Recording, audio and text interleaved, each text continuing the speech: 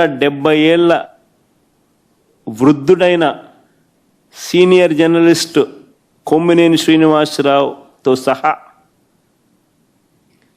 కృష్ణమోహన్ రెడ్డి, ధనుంజయ రెడ్డి లాంటి తమ జీవితంలో ఏ రోజు కూడా మచ్చలేని రిటైర్డ్ అధికారులు వీళ్ళు. వాళ్ళ కెరియర్ మొత్తం మీద ఇలాంటి వాళ్ళను కూడా ఇంకా వీరి కాక ఎంతోమంది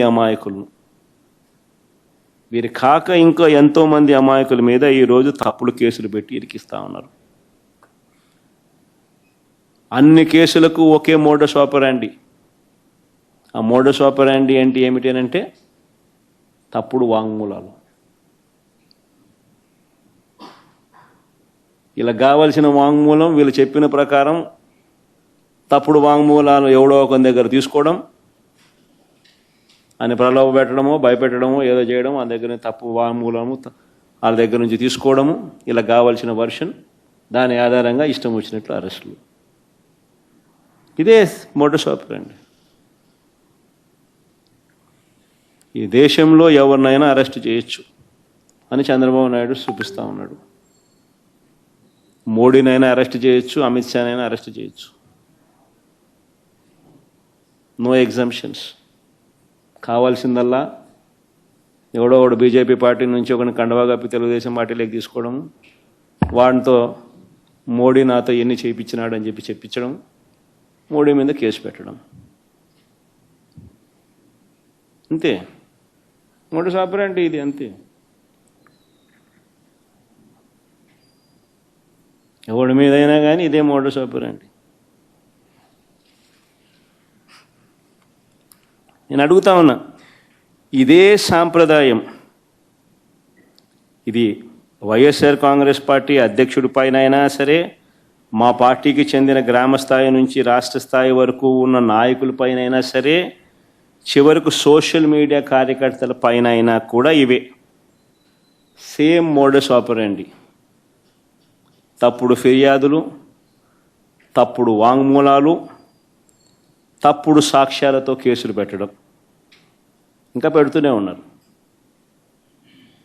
ఇదే సాంప్రదాయం నేను అడుగుతా ఉన్నా. ఇదే సాంప్రదాయం రేపు మా ప్రభుత్వం వచ్చిన తర్వాత దెబ్బలు తిన్న వీళ్ళు, దెబ్బలు తిన్న వీళ్ళు ప్రతిచర్యగా వీళ్ళు కూడా ఇదే చేయడం మొదలెడితే మీ పరిస్థితి ఏమిటి అని చెప్పి నేను అడుగుతా ఉన్నా తెలుగుదేశం పార్టీని.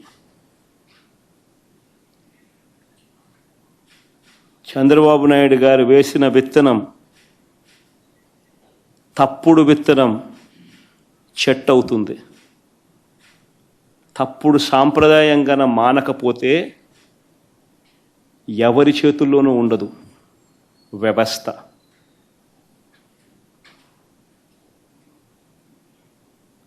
చాలా అంటే చాలా తప్పు చేస్తా ఉన్నాడు చంద్రబాబు నాయుడు.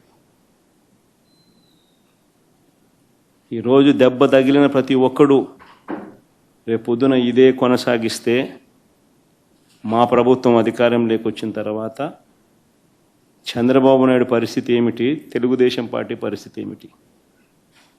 ఎల్లకాలం ఇవే రోజులు ఉండవు. ఈరోజు పైన మీరున్నారు, మళ్ళీ 4 ఏళ్ళకు 3 ఏళ్ళకు కిందికి మీరు వస్తారు, మేము పైకి పోతాం.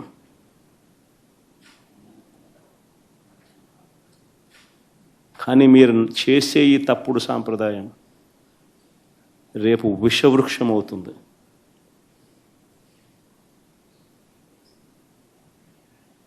నేను చెప్పినా కూడా మా వాళ్ళు రేపు పొద్దున వినే పరిస్థితి ఉండదు. దెబ్బ తగిలినోనికి ఆ బాధ తెలుస్తుంది.